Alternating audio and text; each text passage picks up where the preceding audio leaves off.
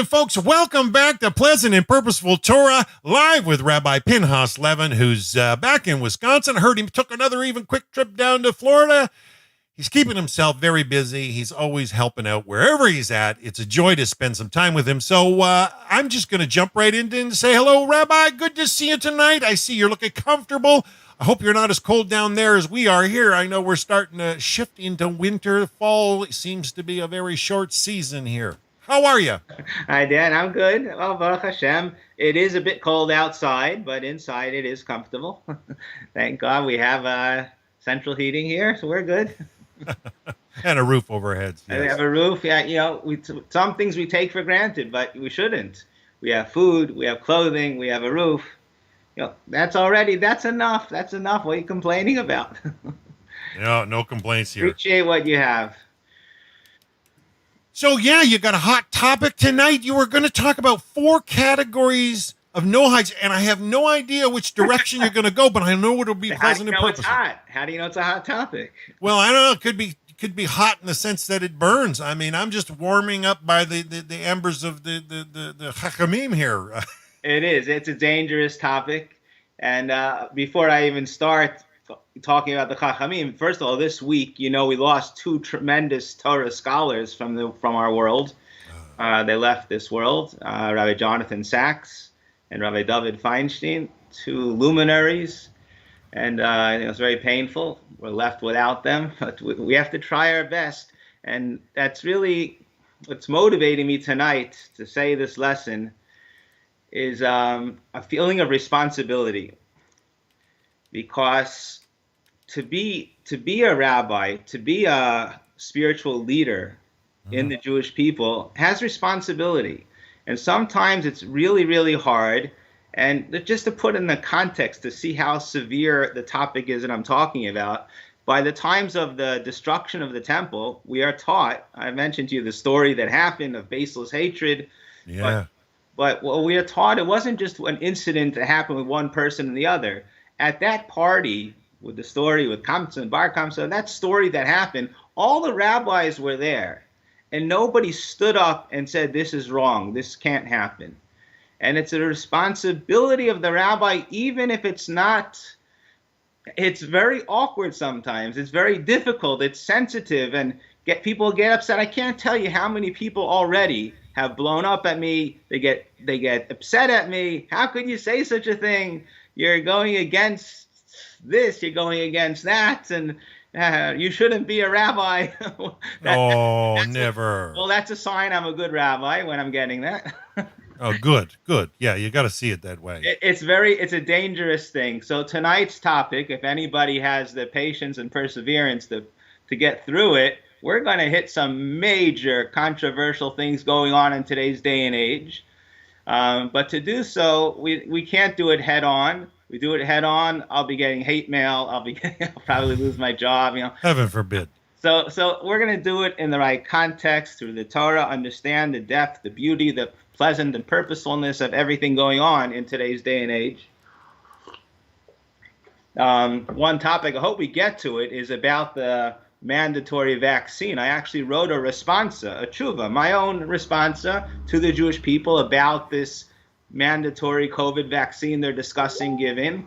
A dear friend of mine in Miami asked me to write it, and I did. And he brought it to different Torah leaders of our generation to sign. And they wouldn't. Shockingly, they wouldn't sign it. They wouldn't put their name on anything to do with vaccines, with COVID, because they're scared. They're scared of what people are going to say and do if they put their name on it. And I have that same fear, but God tells us not to be. You know, I always tell you about Jeremiah. Jeremiah was a teenager. He was really a young prophet, and God told him to go to Jerusalem and tell the people in Jerusalem that they're making a mistake with their idolatry. And it wasn't just 1 or 2 people. He had to take on everybody. Leaders. The leaders, the 3 categories he had to take on. God speaks this out, the 3 categories. There's the rabbis, that's the wise people of the time. All your rabbis are wrong. I know better. Wow. And all the leaders, all the politicians, the police, the army, my goodness, what are they going to do to you? And what might be even harder than both of those categories is public opinion. You're going against everybody, peer pressure. And he was scared out of his mind. God tells him, don't be scared. You got to go. You got to do it. And I've gone through that same challenge many times. And tonight we're going to try to do it again a few times, maybe, to take on the world and just say it as it is, Yeah, don't hold back, Rabbi. I appreciate it. Yeah, I'm not coming to say, everybody, you're wicked, you're wrong. No. I'm just going to say it as it is in a pleasant way, present what seems to me the truth.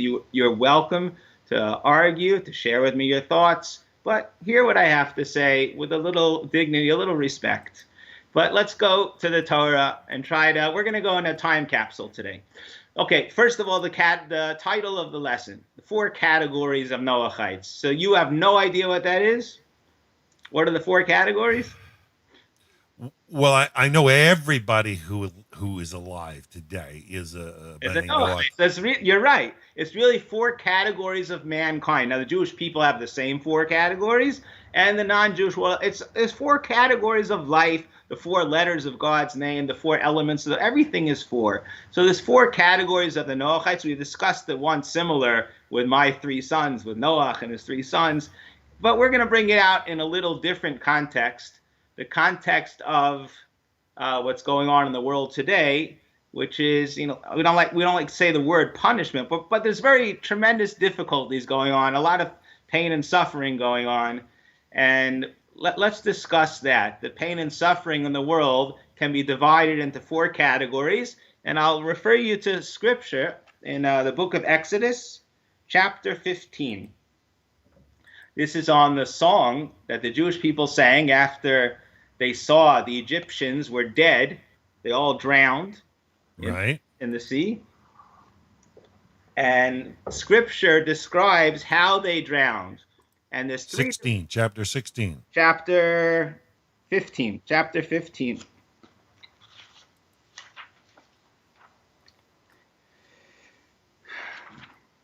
So, would you like me to read some of it, Rabbi? Yeah, I'm going to read it. So you look at verse 5, chapter 15, verse 5. Yep. To see that the Egyptians drowned like a stone. That's one category of Noahites, is those who are like stones. Interesting. Now look at verse 7. It says that they drowned, Yochalemo Kakash. They were devoured like straw.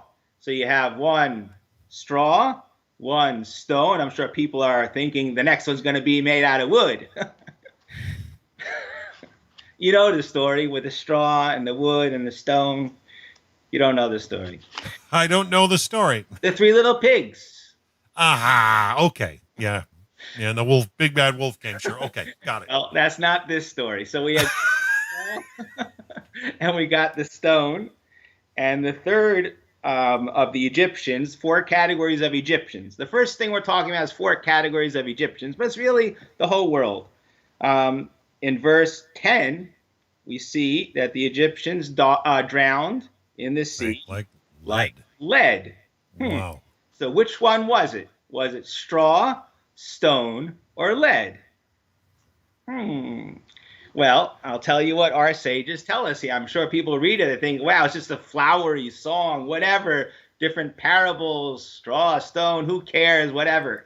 Oh, no. Every single word is from God. There's tremendous, infinite depth to it. And, my friends, it's instructions for us to change our lives. These 3 parables of straw, stone, and lead should change our lives. Does it affect you? Does it help you become a better person? To call the Egyptians that they drowned like straw, stone, and lead? Well, hopefully after tonight it will. So I'll tell you what our sages tell us. That these 3 categories of drowning was 3 different levels of Egyptians. There were the extremely wicked Egyptians. They drowned like straw. Straw, when it goes underwater, goes slowly. And it's like they suffered. They had to go through a lot of pain and suffering. You bet, you're going to get it, and you're going to suffer. And they went down slowly. The mediocre wicked Egyptians, they drowned like a stone. Goes not like straw, but it goes down, relatively quickly. Doesn't drop like lead, but it goes somewhat fast. That's the mediocre. And the righteous, now understand, we're talking about people that are dying, they're getting killed. So whatever righteous we're talking about, it's all relative. The most righteous of these wicked Egyptians that are all dying, they died like lead. They went straight down, very little suffering. Like we talk about, how was his death? It was a peaceful death. It was a little painful. It was a lot of painful. That's what it says here. Now, people, even after hearing what our sages say, they could still look at it. You could look at this in a really terrible way. Mm-hmm. People have this picture of God as the dictator in the sky. You are wicked. You're going to get it. You're more wicked. You're going to suffer even more. Ooh, I hate you. That's what it sounds like. So let's understand the beauty and the depth of these three levels of Egyptians being punished. One like straw, that's the most wicked. The middle level is stone, and the lowest level is lead. So where's my fourth category of Egyptians? You don't know. The ones that didn't even go in the water. Thank you. Good. The fourth category are actually who I'm talking to, probably the Noahide movement, are the Egyptians that joined the Jewish people. A lot of Egyptians, many of them, it's called the Erev Rav. There was a whole group of Egyptians that went with Moses, went with the Jewish people. They converted, or whatever you want to call it. I don't know if it was a real conversion, but they joined the Jewish people. So they didn't drown at all. So that sounds like they are wonderful. They're wonderful, holy Egyptians. And you know what happened to most of them at the end? They made a fourth mistake, which we're going to discuss the four possibilities of failure, or we can learn the lessons of the Torah. Don't let the mistakes of history repeat themselves. No. Learn from it and become greater. So the fourth level, which hope we'll get to, very applicable to everyone listening, are those who joined the Jewish people, and in the end, they were the source for making the golden calf. So I call them gold. They are gold. They're beautiful. And they use their drive for spirituality and for greatness in the wrong way, for the golden calf. So we'll get to that soon. I don't know how soon. Let's go back and we'll see if I don't get to remind me. But we have to get to that part, that category of the non-Jewish world, of the Noahide world, who are not wicked at all, and they have to know how to channel and use the righteousness in the right way. And this group of Egyptians eventually had a problem. They had a failure, which till today, all of us should remember. I mean, this is Torah, the golden calf. We have to deal with that. We have to work on that. That shouldn't happen again. And all these four things, my friends, are happening in current events today in many, many areas. I hope we get to them. That people are drowning like straw, stone, lead, and they're doing the golden calf in today's day and age in current events. So, wow. How is that? What's the rabbi talking about? What's going on? Let's go back a little bit in history, play make-believe. Let's imagine that we lived in Egypt. Can try to picture this before the slavery started. Try to put yourself in ancient Egypt when Joseph was the viceroy. He was next to the king, next to Paro, and he brought his father Jacob and his whole family to town, and they were considered royalty. They were treated with, a tremendous royalty. And when Jacob passed away, so all the Egyptians that send the scripture were crying, and they went to the funeral. And then when Joseph passed away, there was tremendous crying in Egypt because they felt close to the Jewish people. The Jewish people saved Egypt. They brought blessing. They brought prosperity to Egypt. And it was a really wonderful relationship between the Jewish people and the Egyptians. So, my friends, what exactly happened? Put yourself in those shoes. Your grandparents they loved the Jewish people. They had such prosperity and blessing from the Jewish people. Okay, here we are. a couple generations later, all of a sudden, they're slaves. How did that happen exactly? I've asked that, yeah. It seems the phenomenon, crazy, incredible. Well, I'm going to share with you the way the world turns. We'll talk about Egypt. We could talk about African Americans in America. We could talk about Nazi Germany. It's all the same topic. What happened was, and what's happening in today's day and age, is all the same exact topic. History repeats itself again and again. It's the same four challenges. What happened back in Egypt was the idea to put the Jewish people in slavery came from the royalty, came from the aristocracy of the Egyptians. It wasn't Paro's idea. Actually, our tradition is that when they had this idea, let's do this, Paro, he wasn't the greatest of leaders. He wanted to lead, but when he voiced his opinion, very much like what happens nowadays with certain leaders, certain rabbis, we can't do what we want. We got to do what the congregation says. What could you do? So, or certain politicians, we got to follow our constituents. Well, that's what happened. Paro tried to put hut foot down. We're not going to do it. Joseph was my friend. He brought blessing. I'm not going to put them into slavery to cause hardship to the wonderful Jewish people. And our tradition is that the Egyptians, I don't know if his history books bring this, but they impeached him. They took Paro off of his throne for a while until finally he agreed. And the idea came from the Egyptian, and it didn't change one day to the next. There was a whole propaganda machine to convince the Egyptians that the Jewish people are bad. They're evil. They're wicked. They're the enemy.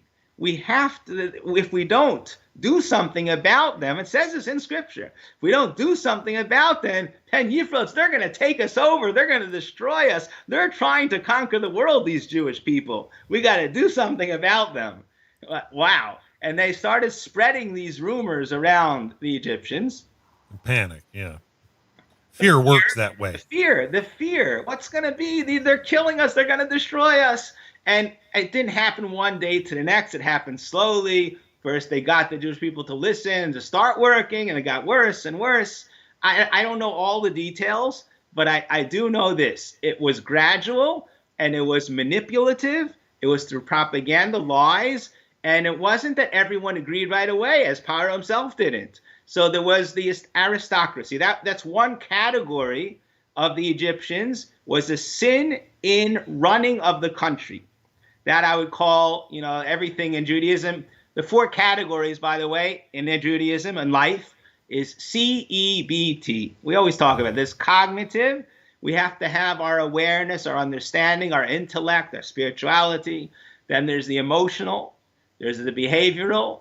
And T is therapy. But what we're talking on, the fourth category, is the all-encompassing. We'll see the four categories. So the first category of problems that happened, the source of all the problems in Egypt, was through the aristocracy. This is not that people did it. God said this would happen. But those who chose to do evil started with the aristocracy, with their cognitive misunderstanding. I think it came from jealousy. They wanted to be the ones in power, and here the Jews were so successful. So whatever the bias is, how it happened, I don't know. But it came through them. The governors, the ones who are running the country, convinced the head of the country, the Paro, that we're going to do this to the Jewish people. Okay, so how is that going to work exactly? Because the government decides that a certain group of people should be slaves, it just happens? Why didn't everybody go against them? Let's point out also, very important to realize, at least our tradition, I don't know the history books, our tradition is Egypt at that time was the most civilized country in the world. That was the center of the world. Everything was from Egypt. They were considered the highest level of greatness, similar to Germany, similar to America. That was the highest level. And in this highest level, people were wonderful people there. And all of a sudden, they turned on the Jewish people. That doesn't happen so easily.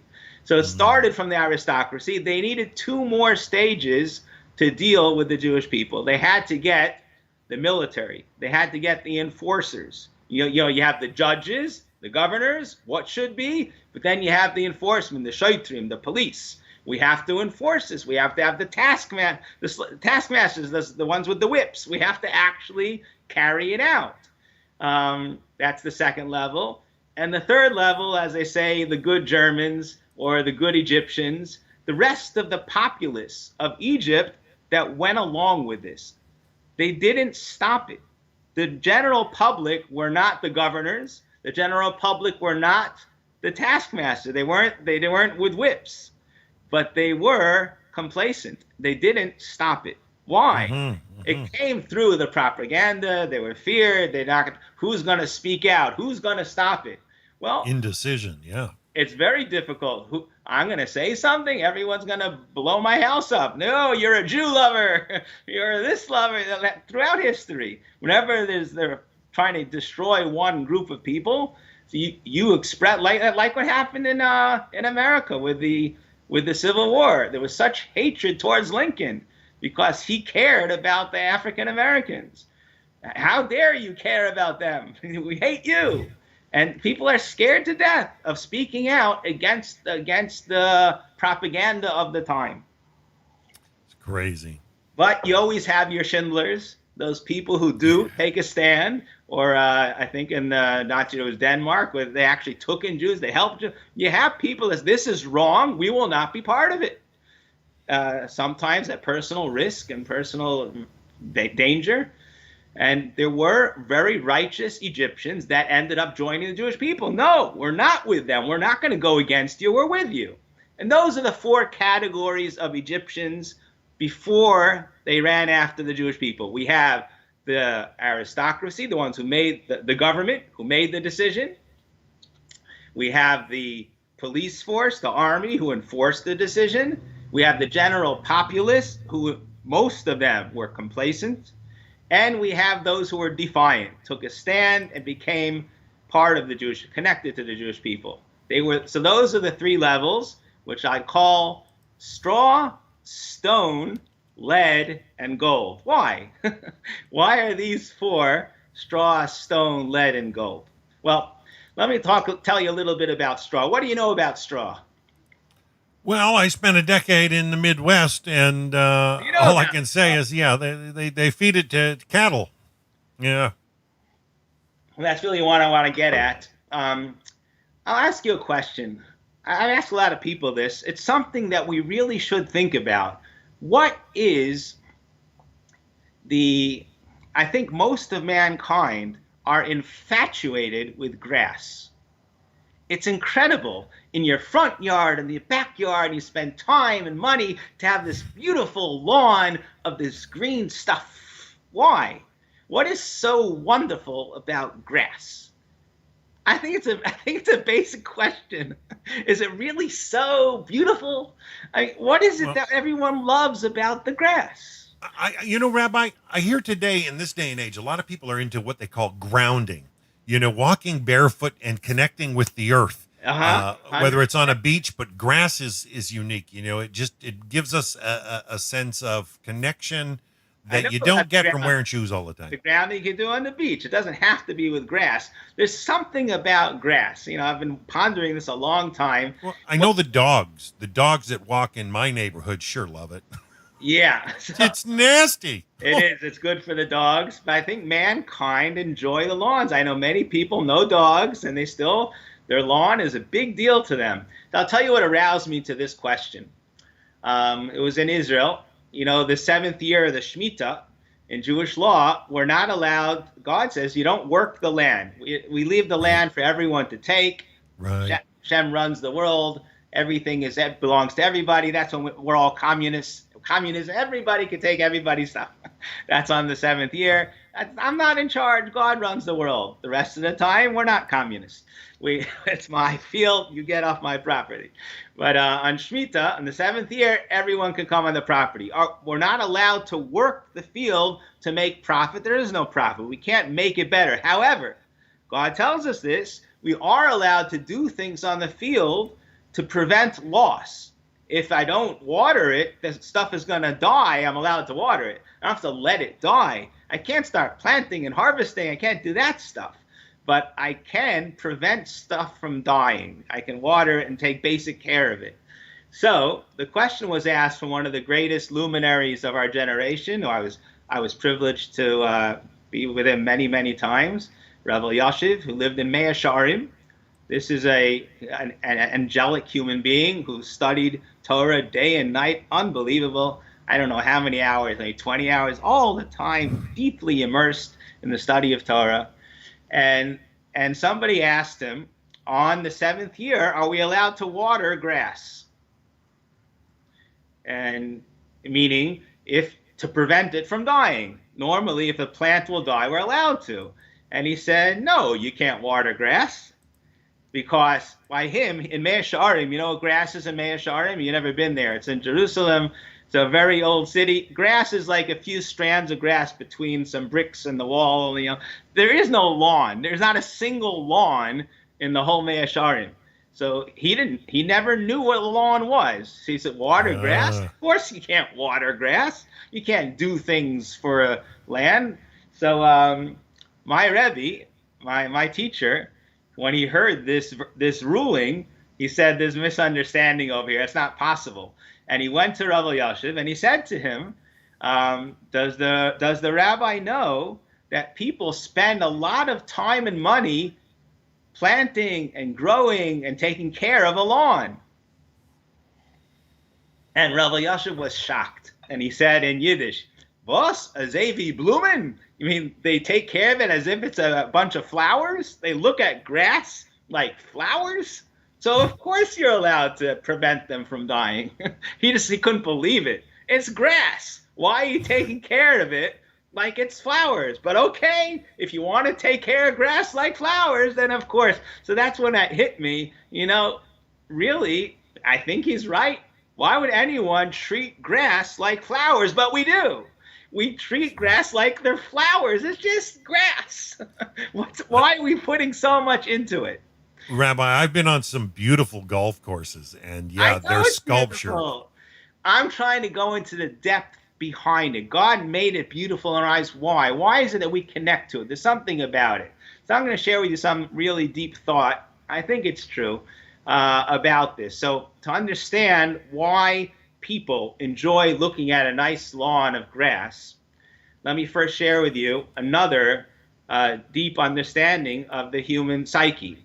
Why do people like having a lot of money in their bank account? What's the difference?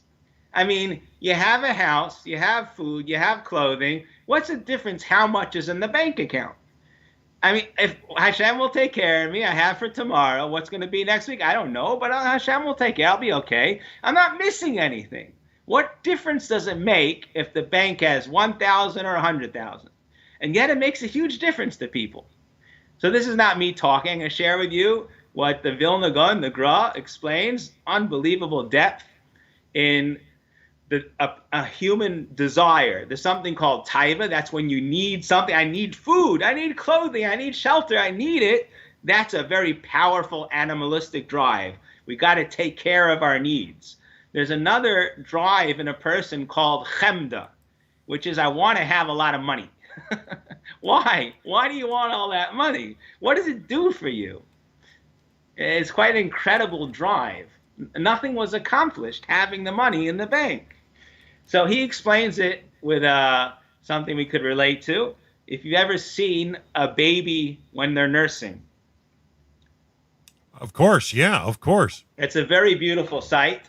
Now, before the baby starts nursing, he's screaming his head off like life is coming to an end. He's hungry, yeah. I have needs. Help me. I need food. As soon as he starts nursing, oh boy, what a calm.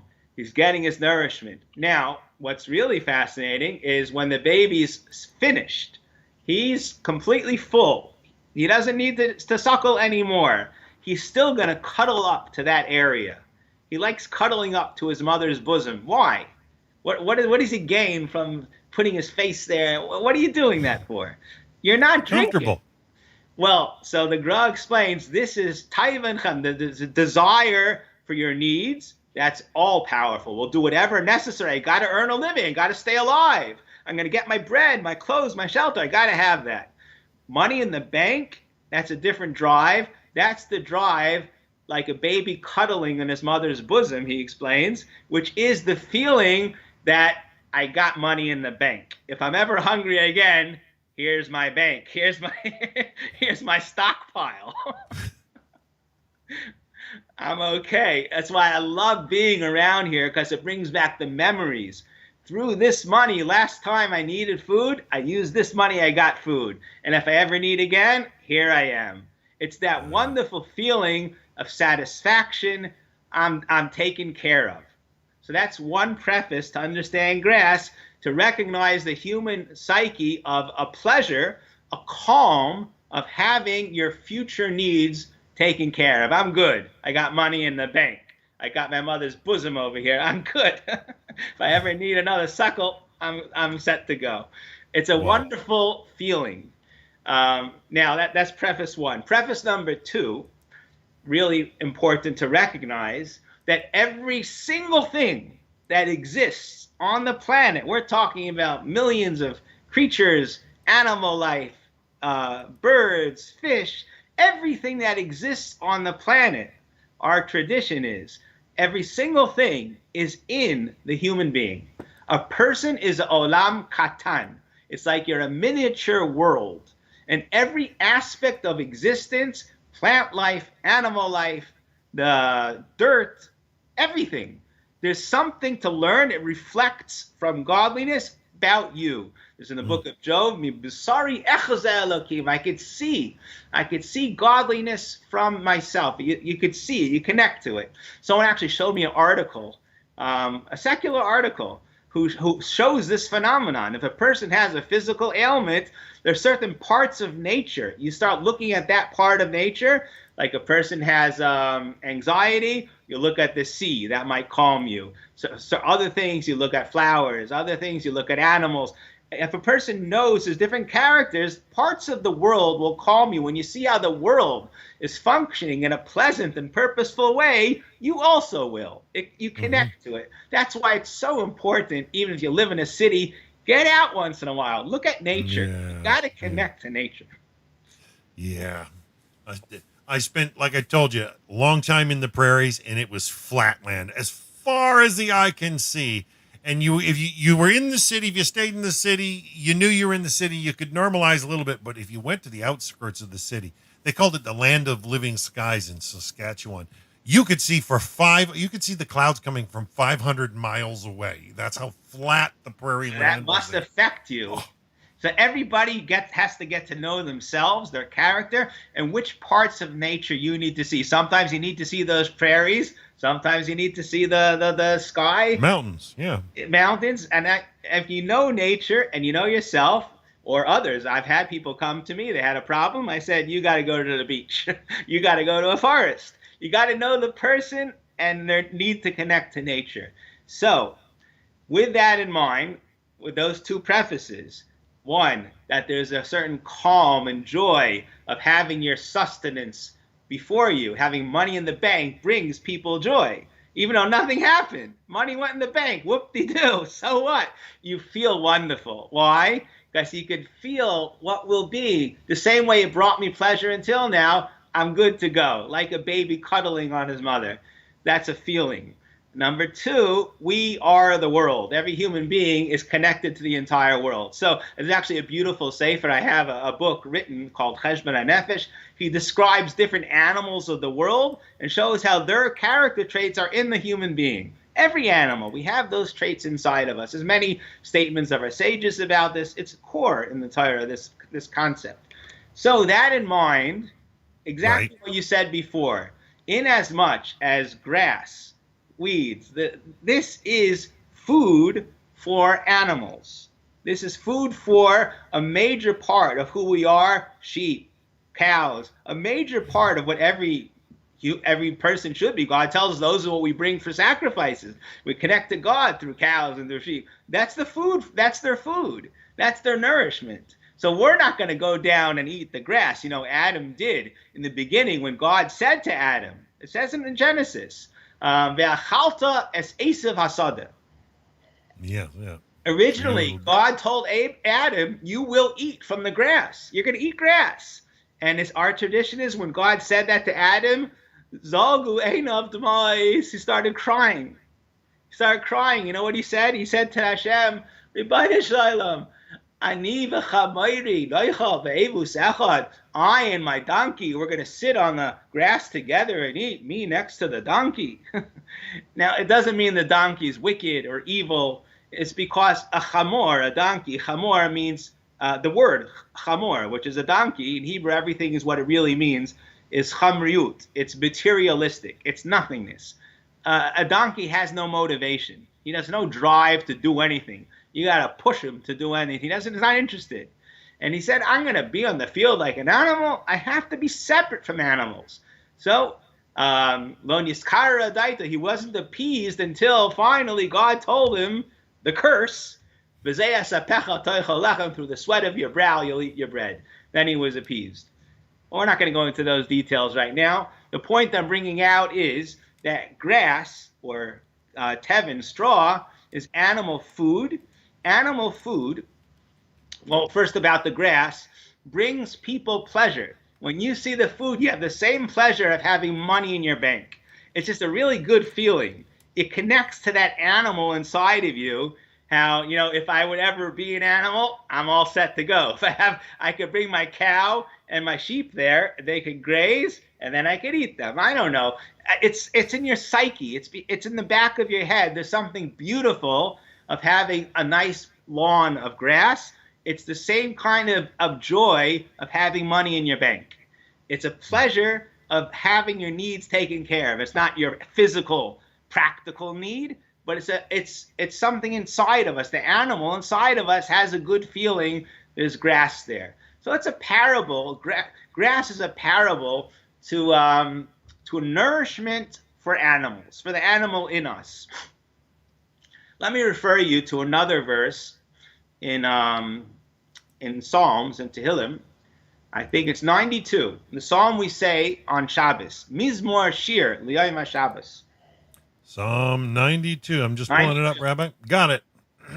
So over there. What? Which verse?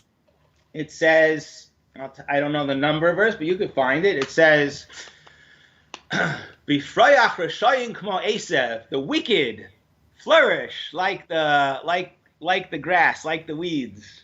Verse 8. Yeah. Verse 8, when the wicked flourish like the grass, all the workers of violence blossom, only to be destroyed to eternity. So it talks there in that verse about two levels of evil. There's the evil like the grass, then there's the evil that blossoms. Those are two different levels of evil.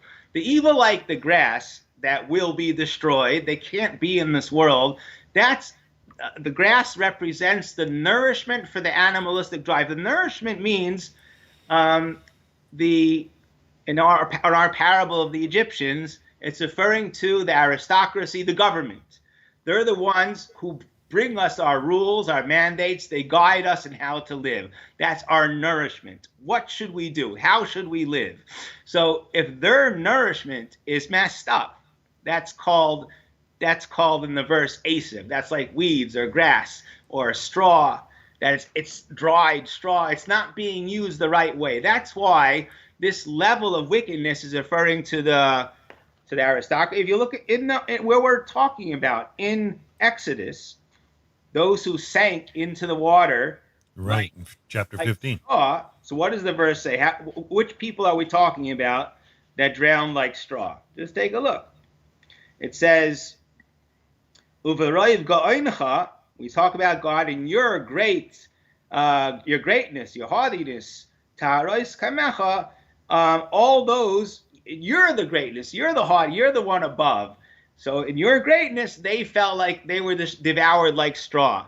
So we're talking about those who are great. God is even greater. We're referring in this verse to the aristocracy, the leaders, those who were haughty over their public, demanding the public what to do. They died like straw. Now, God's punishments isn't you're bad, you're wicked, you're going to suffer. Lihi shamdam, as we said in Psalm. No, it's relative, isn't it? Destroyed forever, eternal damnation, you're going to get it. God's punishment means you can't, this world is temporary. You can't be part of this world. And what you need to do to get to the next world, you got to go through a process of purification. Right. And what happens to the tevin, to the straw, while it's going down, is this is what the leader should have done. They should have had a little humility. So they have to go through a difficult process in the drowning of over and over and over, slowly, to get out that haughtiness, to humble them. To humble them into the will of God, the will of caring for others, and not their own. I think it came from jealousy. They wanted to, the Jewish people were successful. They were jealous. They wanted all the success. So we got to get rid of the enemy. I think that's where it came from throughout history. The hatred very often comes from jealousy. Yeah, clawing up a ladder. They see you as successful, so they want what you have. They'll pull you down to get up there. Yeah. So the source of our godliness, connecting to God, the tree of knowledge, as we mentioned many times, is the wheat. That's where we connect. That's the source of our nourishment. The nourishment of the evil, of the animal, of the bad drive is the grass, the animalistic drive. But it's used wrong. That's the grass, the straw, that's dried grass. And that's what these leaders, they were leading in a bad way. So they had to drown. To bring them to the purification, they had to drown with a suffering. The suffering is for the purpose of getting it out, to humble you, to bring out that selfishness. Right. So that's the first grapes. That's the first level. The second level we're going to talk about is stone. Who's the stone? This we should know from Ezekiel. I think it's chapter 36, if I'm not mistaken. It says, at the end of days, God will take our heart of stone and make it into a heart of flesh. This is one of the names of the evil in the world, is stone. It blocks our heart. This is the emotional stage. We have a heart of stone. We're blocked. We're not feeling. And this is referring to the Egyptians who were actually doing the wickedness. The police, the taskmasters. You can't do that if you feel anything. If you care about another human being, you cannot take babies and squash them into bricks. That's what they did in Egypt. They were doing the most insane crimes against humanity, like what happened in Germany. Insane crime. How does anyone do such a thing? You're a human being. The answer is the heart's not working. It became stone.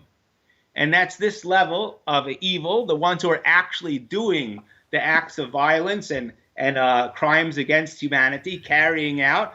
I don't think the aristocracy did that at all. Paro and all his Khartoumim, all his sorcerers and all the advisors, they weren't involved in the actual murder. But no. They sent out their SS to do the murder. They sent out their prison guards. And the prison guards were stoned. If you look at the verse here, where it says that they drowned like stone, who are we talking about? If you look at verse 4, Markavais Paroi, Vecheloi, his soldiers, his chariots, his soldiers, they were chasing, and they drowned like stone. So that's the first one God talks about. The first Egyptians who are dying, God talks about, are the stones. The reason they're spoken about first is because, I mean, who would you say are the worst of everybody? These three categories. Who's the worst of them all? So on one aspect, the ones who did the actual murder, they put in the gas chambers, they did the whipping, they're pretty bad. They're the worst. At least they must be spoken about first. They're the ones who did the actual crimes against humanity. They carried it out. They're the hitmen. They did the actual murder. So they're spoken about first. They were punished. How? Like a stone. A stone, the idea wasn't theirs. It could very well be like they said in the Nuremberg trials. Yeah, we were just following orders. Nuremberg trials. What are we supposed to do? The whole government said this is what we have to do, so we did it. So it's maybe a little bit mitigating, but it's not really. At the end of the day, you're an animal. You killed. You did crimes against humanity. Mindless. Yeah. How did you do that? So they're spoken about first, but they weren't. The wickedness is not as bad as the ones who perpetrated it. I think this is in American law also. It's murder one. The one who hires somebody to kill, that's murder one. Premeditated. You didn't do anything. You just sat home and made a phone call. At the end of the day, you made a murder. The one who actually killed's pretty bad too. He's going to get it as well. But the one who made it happen is the intent. He's messed up in his head. That's the tevin. That's the straw. The others, the ones who did it, are messed up in their heart. They're like stone. Now, the rest of the German people, we're still in Egypt. It's the same thing in Germany. Same exact thing in Germany. The rest of the Egyptian people were complacent. They accepted the propaganda. They must have, at least to an extent. And they didn't stop it. They didn't stop it. They used to be their friends and neighbors and the source of blessing. Wherever the Jews go, they bring blessing. And everything was wonderful. But all of a sudden, they're the enemy. We hate them. We have to destroy them and kill them and enslave them. Whoa, how did that happen? Well, it worked through gradual propaganda, and they accepted it. And anybody who would say anything, you're in big trouble. It was really hard to go against the tides. So this group of people are compared to lead. Why? Why lead? The word lead, in Hebrew, oferet. Lead comes from afar, which is dirt. It's a metal, one of the heaviest metals in the ground. It's a toxic metal. It's bad dirt. It's dirt that's gone as bad as it gets. There's a purpose to dirt. Dirt is supposed to bring out the life from all that's put into it. It's through the people of the world. You cause the government. The people govern. That's what America is all about. It should come from the people. So here, the dirt, which is compared to the main people, became toxic. Soil. They just went along. They didn't decide to do anything. They didn't actually kill anybody, but they went along with it. So why were they drowned? What happened? Why did they even go here? Let's look at the verse. This is in verse. Where are we? Well, you just finished number 4. This is the last one discussed because it's the lowest level of sin. But they also are punished. This is in verse 10. But look at verse 9. Amar Oyev, the enemy said, they're still called the enemy. They were an enemy to the Jewish people, to God. Erdoith asig achalek, I'm going to go in to get booty. Paro offered, everybody, the whole populace, come win, and you will be rewarded. I'm going to go and fight them for reward. They were never part of the actual murder. This is the first time they got involved. And here they showed their true colors. They were running after. Paro said, we're all going together, and we're going to get rewarded for this. That's where you see that you are not just complacent, you're part of the problem. So since on a certain level, they didn't actually decide, they didn't cause anything, they never actually did anything, but they were willing to do it. So they also cannot continue in this world. To anybody who's willing to be part of destroying God's people, to bring godliness to the world, cannot continue in this world, but they don't have to go through any serious suffering to get anything out of them. It wasn't their mind, it wasn't their heart. It was only their behaviors. And that's why they dropped like lead. It was just 1 second to the next, it's over. So those are the 3 levels of punishment. So the wicked, the in-between, and the righteous. The righteous in a sense, they were righteous. The good Germans. They didn't do anything, but they were complacent. And here we see they were willing to do. You wouldn't be complacent unless you're willing to hurt the Jewish people. They were willing for reward. When they weren't involved, of course, why should we be involved? We won't say anything. We'll go along. Wow. Heaven forbid we ever be in that position. But I mean, we see life daily. How much do we not stand up against What would you do? What would you do if you were in Egypt then? Or go to Germany? What would you do? There's this new party taking over, and anyone who goes against them is in big trouble. Um, they get their life destroyed. You personally, I wouldn't have said what they're saying, but at the end of the day, they're bringing prosperity to everybody. So we'll we'll do the crimes, or we'll be complacent with the crimes, or we'll fight. Those are the choices. So we had all four of those in Germany. We had it in Egypt. Oh, let me talk about the fourth level. So the group of the Egyptians, the Schindlers, who went along with the Jewish people, helped the Jewish people. They were really very wonderful. But at the end, and they're still part of the Jewish people, but at the end of the day, they brought tragedy. And here, I hope people listening to this lesson will take this to heart, because this is the main part of the lesson for you, which is Noahides. You're leaving Christianity. You're connecting to the Jewish people. You're like the Arab, very, very beautiful. There is a danger.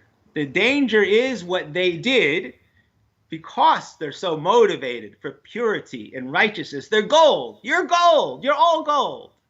But the problem is, what do you do when it seems like the rabbi is missing the boat? He doesn't know what he's talking about. Moses, I don't know. He said one thing, he didn't do it. The Jewish people knew for a fact that we need a golden image. There will be a golden image where God's presence will rest on it. And Moses said, talking is cheap. He said he would. He didn't do it. He didn't come down. And they couldn't wait. They didn't have patience and humility to accept the guidance, because it comes from a very good place. That initiative, no, we're going to go against everybody and choose righteousness. They did it again, but the wrong way.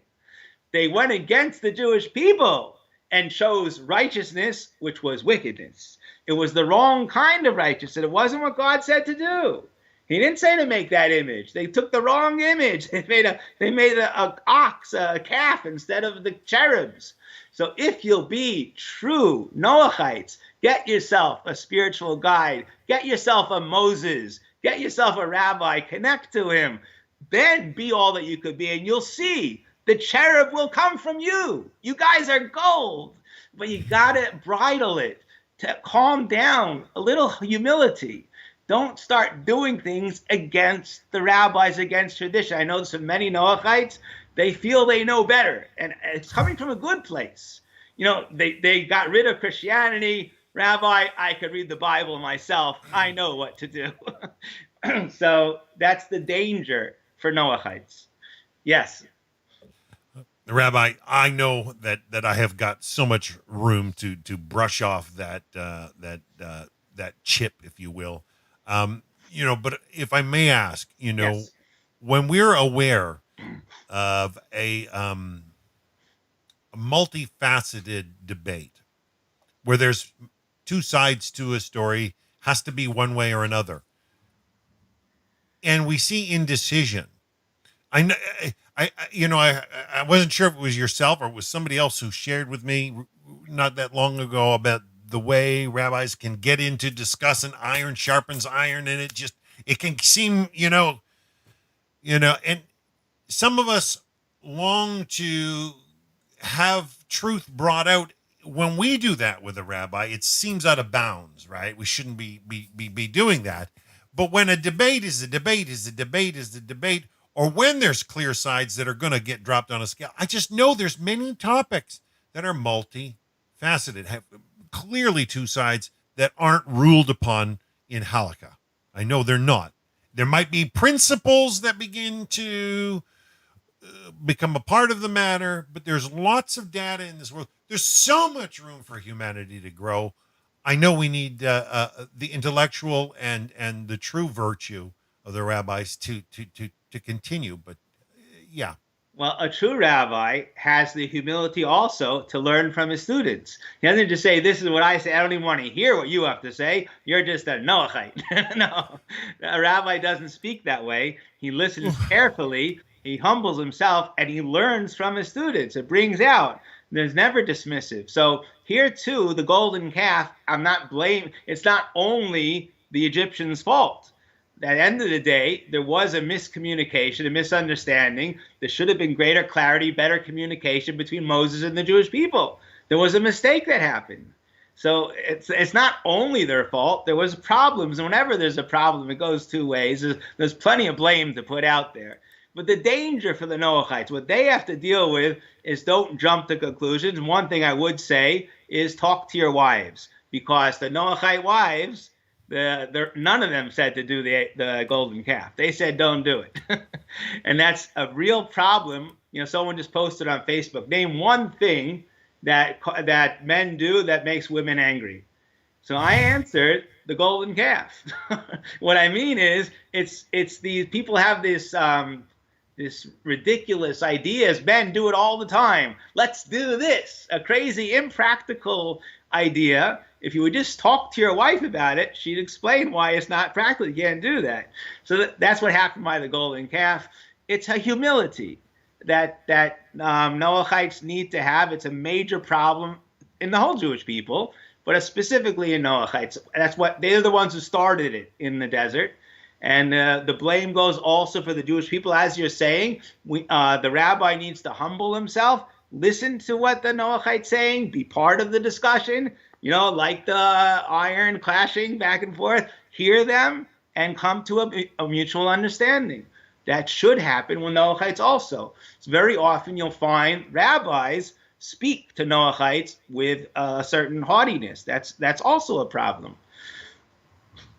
I've been blessed in the sense that the ones I've chatted with aren't too bad, but I have been called a dumb goy before. Whoa. I really got the fur up on that one. It's a mistake. In Judaism, there's never room for name calling. But there isn't a place for that. You could say what you're saying doesn't make sense. Let's try to understand but we can't call the person. You never label a person with an insult. That's a severe sin. Whatever discussion you're having, you just did discussing this mitzvah, this sin, this good thing. The sin of calling somebody dumb outweighs whatever it is you're talking about. So don't do that. We speak with respect. In any case, let's go back to the show. So those are the four stages, the four categories of the Noahide world, four kinds of Egyptians.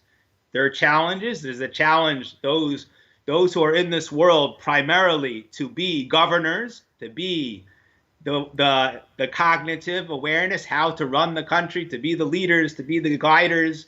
They have the responsibility of making laws that are good for mankind and not destructive. If it's destructive, you, my friends, will drown like straw.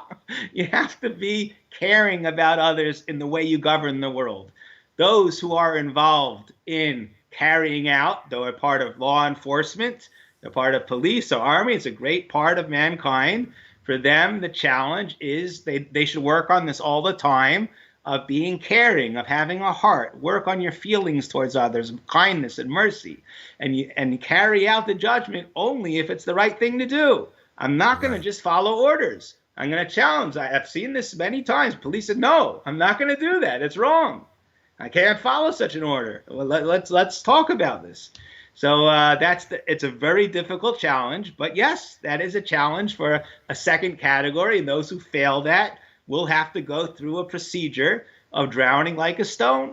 The third category is the multitude, the most of people, most of mankind who aren't the governors, and they're not the law enforcement. They're just regular Tom, Dicks, and Harrys, just regular guys. So part of civilization. You can't be complacent to something that's going wrong. Now, this is really hard because who am I? You're a person. You have a vote. You have to stand up for yourself. My vote counts. My opinion matters. Free speech. That's such a powerful tool, and express it even though it might be against the tides. It might be not popular. Find a way to say it in a way that could be heard. Nobody's going to hear you if you start screaming and burning down buildings. That's not the way we express ourselves. We express it with loving kindness and say, this is wrong, this must stop. You stand up for what's right, even though you're a civilian. And those who don't, I'm afraid, They're not going to suffer, but they're going to drop like lead. What could you do? They can't be in this world. You're not caring for others. Now, the righteous, the Schindlers, who are standing up, they have the problem sometimes of the other direction, where they get full of themselves as if they're the savior. They're the ones that are going to do it on their own. No. Even when you're saving the world, do it with humility, connect to others, try to understand others. That's the challenge for the most righteous of the Noahides. So those are the four categories. The same exact thing happened in Germany, happened in America. But let's talk, it's already late, let's talk about current events, because it's happening right now. I'm not talking history, I'm not talking theory. I'm talking practical, pleasant and purposeful pleasure. Yeah, like the way people are struggling. If you consider the struggles as if they're drowning, just think about it for a second. If the struggle you're going through out there, folks, in any way, the difficulty, does it fit any of what Rabbi Levin's saying as far as sinking fast or sinking this way or fighting and clawing? Maybe the problem is what he's saying, that an adjustment from this mindset, adjustment to that mindset. Yeah, Rabbi, it's beautiful. On each level, we all have all the levels, but everyone has their role in it. So I'm not going to continue the sin of rabbis who kept quiet. Even though this is very difficult, I'm going to express clearly an opinion, not an opinion. This is 100% clear God's will. I have no doubt. I don't speak this way. 100%. I wrote a response. So we're going to talk about the COVID pandemic for 1 minute. The pandemic. Of course, it's real. I've studied it in depth. The fact is, we could talk about all the issues about the lockdowns and the social distancing and the mask. Each one, I could say a whole lesson about it with all the different opinions back and forth. But at the end of the day, the way I know that this is all evil, the entire running of the world, it's all over the world, the running of the world, there's a problem from top to bottom, from the leaders, the governors, the aristocracy who are running this pandemic. They're the ones calling the shots. Then the enforcers of the police, we have to enforce these laws, and the general public, who are all complacent in it, are all involved in modern day slavery. The entire world have become slaves, and people are okay with it. And we shouldn't be okay with it. It's been taken away our civil liberties. And I want to explain to you, again, we could argue about every stage that they've done, the original lockdown, if it was right or not, the social distancing, if it's right or not, the mask. The fact is, each one of these things have caused immeasurable damage. Besides, forget the virus 1 second. Each one of these things, the lockdown, how much has hurt people financially, destroyed businesses and lives. The social distancing, how much that has ruined relationships, not having connection to other people. We need, that's a major part of life. The quality of life has been taken away from us.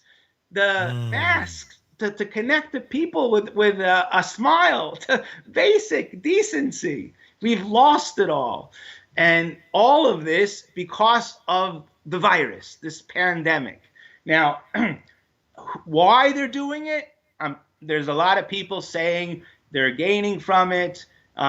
First, let me tell you how I know it isn't true. I know for a fact that there is no pandemic. Not conspiracy theory. The reason I'm saying it, although all these things are arguable, we could argue each one, this isn't true, this isn't true. I'm going to tell you what I know for a fact, which is the Zelenko Protocol. And I know this from Judaism. There is a prophylaxis. Anybody who's at risk of catching this virus, there's clear guidelines which has been used by hundreds of doctors for many hundreds of thousands of patients, successful pretty much 100% of the time. There's absolutely no danger to anybody. We follow what's called the Zelenko Protocol. Look it up. It's been censored. It's been censored by politicians, by the media, by the what's it called, by Google and they take it down. Anyone puts it up, they take it down. Nobody should know about this. So how do I know it's true? First of all, I know people. I speak to people who have done it. They explain how it's true. But I offer anybody, take a look at, I heard this from a rabbi in Australia, Rabbi Ullman. They did a video with Dr. Zelenko from New York. And he explained as follows. Mm-hmm. This is Jewish law. This is how God tells us how to know the truth in medicine. I'm a rabbi. What do I know about medicine? Well, we do know. God tells us how to know truth in medicine. The way to know truth in medicine is if you have two doctors. One says that a certain treatment works, and the other one says, no, it doesn't work. Who do you listen to?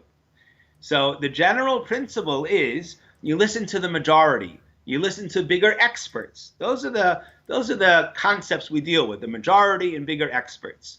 So as Rabbi Ullman, the chief rabbi in Australia, correctly says, that all that is true only if the doctors who are saying it, saying their opinion, have actual experience doing it. But if you have doctors that I've done it, it works every single time, which there are hundreds of them, by the way, hundreds. There's tens of thousands of doctors that say the lockdowns and the social distancing is a bad idea. The damage is 100 times worse than what you're accomplishing. But forget that. There's a cure. There's a prophylactic, which works all the time. And Rabbi Ullman, he didn't just take his word for it. He called up the patients. He said, I called 100 patients, and each and every one said the same thing. I had the illness. I took this treatment. I got better. Or somebody was high risk. He was in contact daily with people with COVID, and they didn't catch it because he took the prophylactic. It works every time. So I know for a fact in Jewish law that there's nothing to worry about. Everybody go online, go to speak2md.com. A doctor, you pay him, he'll diagnose you, he'll send you the prophylactic or the cure. There is nothing to worry about. The pandemic is over. So what is going on over here? We have leaders, whatever their motives may be, whether it's power or it's money, they're both at stake here, like what happened in Egypt, like what happened in Germany, like what happened in America. It's the same thing. There are big world leaders who are gaining somehow. I don't know or care much what their motivation is. That's between them and Hashem. There are people carrying out the orders. They're just doing what they're told. If you're part of any of these parts, little introspection. It's not true. Fight back. And there have been policemen that said, I will not arrest the person for opening his gym, opening a restaurant. I'm not going to do it. You can't do it. It's wrong to carry out these mandates. It depends where you are. I guess, here in Canada, there's a lot of fining going on. Like somebody had a party with 50 people. All of a sudden, they're slapped with $2,800. So I was really blown away by Japan. Japan didn't do any of these rules. Why? Because it violates people's civil liberties. We're a free nation. The worst thing you could do to a human being is lock him up in his house. It's like I'm in a jail. I can't be involved with mankind unless I block my breathing. I can't breathe. I can't wear a mask. I can't breathe. Right. Yes. It's unbelievable. You've had that stage 4 at one time. The CDC writes 20% of the population can't wear a mask. So what do? They have to stay home. They can't go anywhere. It's unbelievable. It's just unbelievable. So the fact is, my friends, I know nobody wants to hear this because the media, the propaganda says it day after day. Come like you're in Egypt, like you're in Germany, like you were in America when everyone had slaves. Everyone thought it was okay. It's not okay.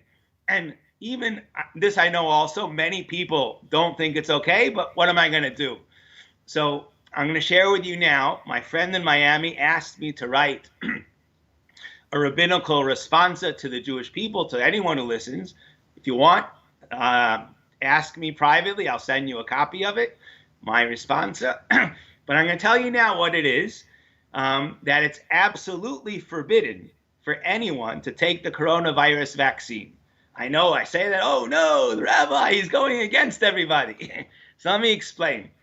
Every vaccine, by definition, is a biblical prohibition. Biblical. Because a vaccine, it says it on the label. The Supreme Court said this.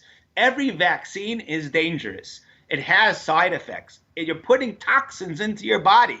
We're only allowed and maybe even obligated to take a vaccine if necessary. I went through cancer treatments. I know all about putting chemotherapy, putting poisons in my body. I did it. I know about it. You're not allowed to do chemotherapy. If it's to save your life, you're allowed. You're not allowed ever to take a vaccine unless it's necessary. So by the COVID-19, it's 100% not necessary because we have treatment, we have prophylaxis.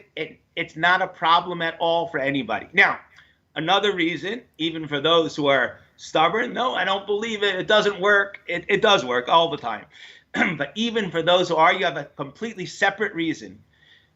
If you really look at the facts of this virus, it's only a problem for high-risk patients. For most of the population, it's less than 1%. It's something we don't worry about.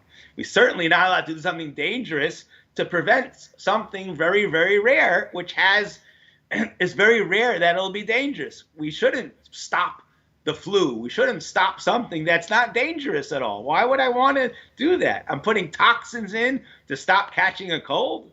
There are a certain percentage of the population, whatever, over 70 or obese with different conditions, whatever it may be. If you're high risk, then there is a need to deal with it.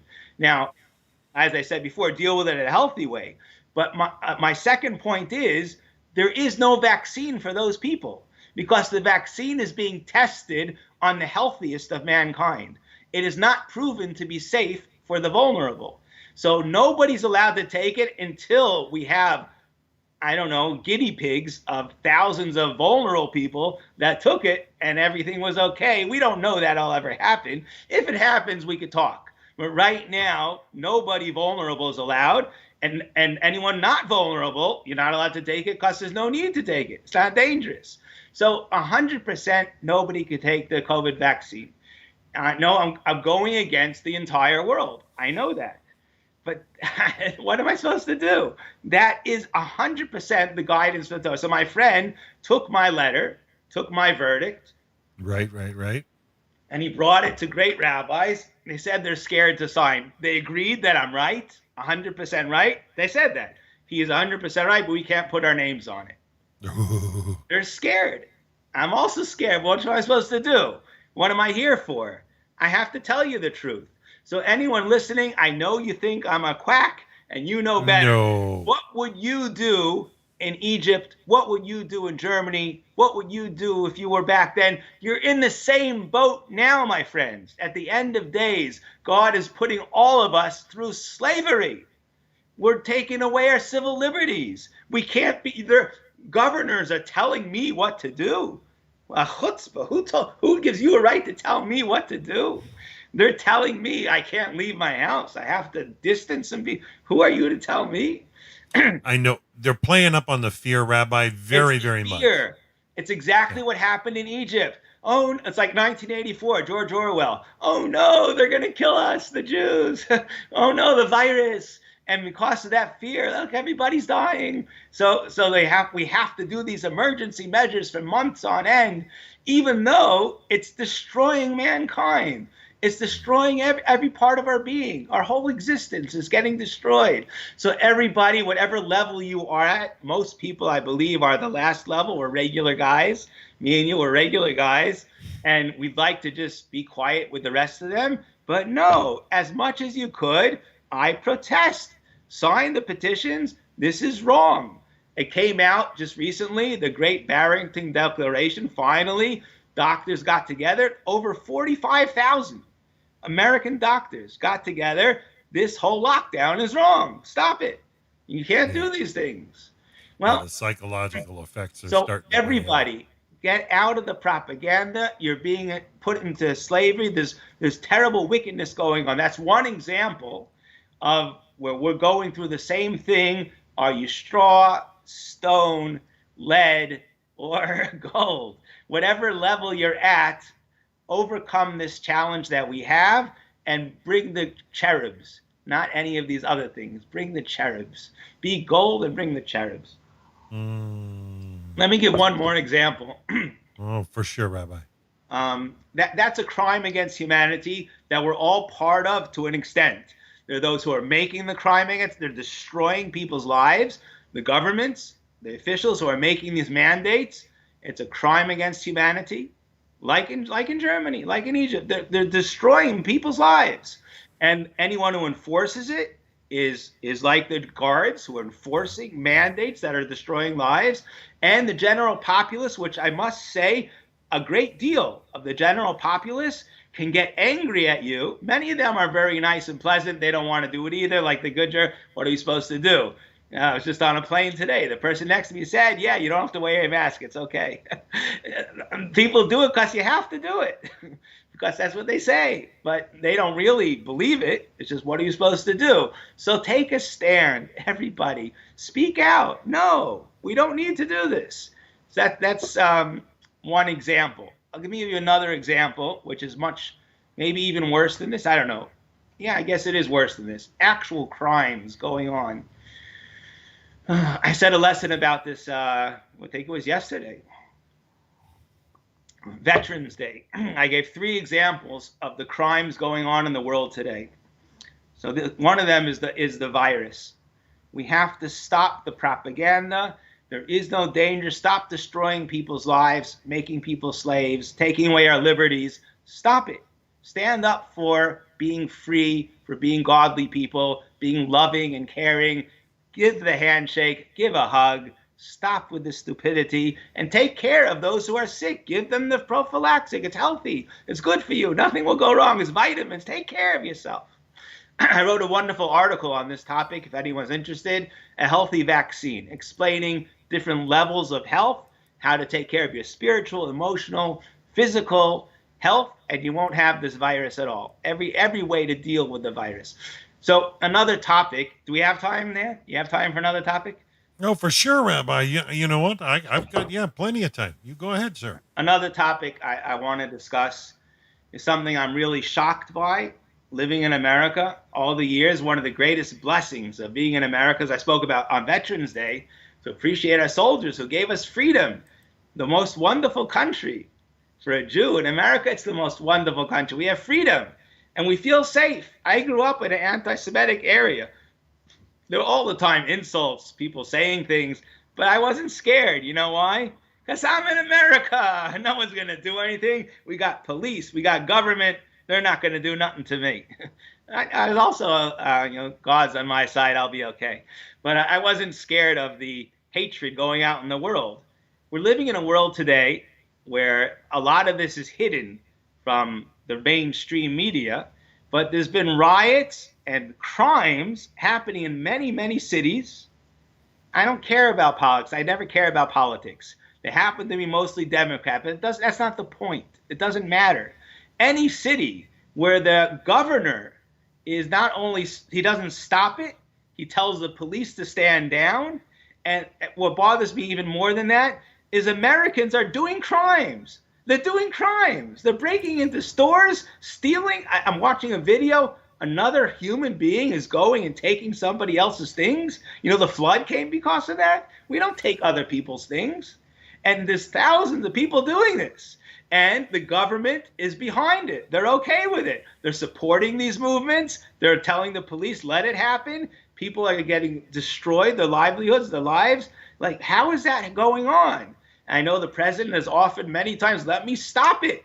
And they say, no, don't stop it. And most of mankind are complacent with this. This cannot happen.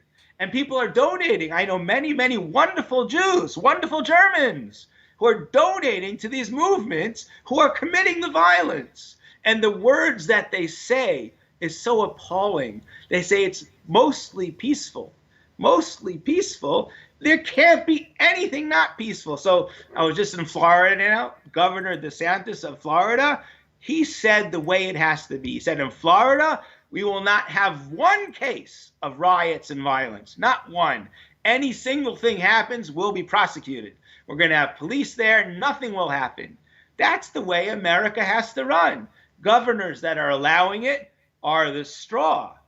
The people that are doing the crimes are the stones, and everybody who's standing by are a bunch of lead. Everybody become gold and say something, do something, whatever is in your ability, voice your opinion. This must stop. We cannot have crimes. Any movement that's doing crimes is wrong. We can't allow it. That's another perfect example where I know many wonderful people who have fallen into supporting movements that are doing violence. It has to stop. That's a second example of the 4 levels. Wherever you are in those levels, overcome the challenge. And wow. A third example.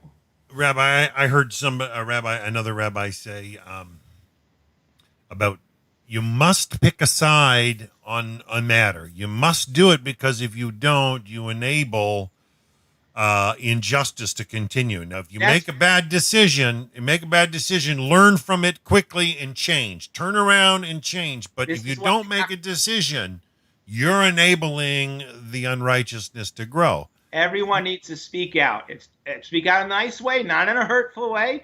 But no, I don't hold of this. This must stop. I don't support such a movement. I don't support this lockdowns. It's civil liberties. You can't do that to people. We have cures. Let's deal with the illness. I don't support any violence. And let me give you one more example, which is going everywhere in the world. And I look from, I'm an observant Jew. I observe what's going on, and I can't take it. This is unbelievable. Now, I don't know the details, but I have seen films. I've seen the eyewitness testimony. The concept of voter fraud. I'm not taking a stand. I don't care about a Democratic, Republican president. I don't care about that. The concept of fraud, I shared with everybody yesterday on Facebook. This is the first time I ever voted in America. I voted by absentee ballot. And somebody on Facebook told me off, chastised me, said, Rabbi, go vote in person. Our soldiers gave their lives that we should have the freedom of voting in person. So I took it to heart. I said, you're right. Every person's vote is such a privilege. Every vote, so important. And for somebody to do fraud on anybody could forge a vote. That should shock you to your conscience. My lesson yesterday was called Losers and Suckers. You think our soldiers are good for nothing? Our freedom of America is worthless? You're going to make a fraudulent vote? And apparently there were thousands of them. I could see workers filling out false votes, people who are dead. Their ballots came in. I mean, what is going on? This and the response from the media and from the mainstream is the same as by the violence in the protests. They say, well, it's only a small amount, so who cares? What do you mean, who cares? Or some say it's not enough to change the election. Forget the stupid election. How does anybody do a fraud on a vote? That's a serious crime. It must be investigated and prosecuted, and anyone who's doing it should be ashamed. You should leave this country. How dare you stay in this country and do a fraudulent vote? You're not American. You are not American. And here there's thousands of Americans, just like breaking into stores, filling out a false ballot. It should shock you to the conscience, and it's not. Everyone's complacent with it. And I'm telling you, on my lesson, I've already lost friends over it. People criticizing me. Rabbi, why are you taking the Republican side? I don't care about the Republican side. I care about our country, our freedom. How can people commit crimes against humanity? By you're making it a dictatorship. If you can fraudulent votes, that means we can't. That means the people don't matter. That means that the government's in charge, and they'll do whatever they want. Rabbi, here in Canada, we're starting to see a little bit of a sway where, there was an outbreak in Vancouver area where, the first coronavirus hit Lynn Valley. It was a care home, and they actually are pressing charges against a fraudulent caller. Now, the caller called in the night before, inciting the staff members that there was, in fact, posing to be somebody who wasn't, and inciting that there was a case of COVID there. And so all of a sudden, rumors spread around, and staff members just didn't come in, and elderly didn't get looked after. Now, prosecutors are dealing with that here in to see that change, where he bore a false witness and with intent to cause harm. And we see this so often that the fearful are so willing to throw anybody under the bus. Just as we wind this down, I heard a wise person once say about the Titanic when it crashed, when it hit the iceberg, okay?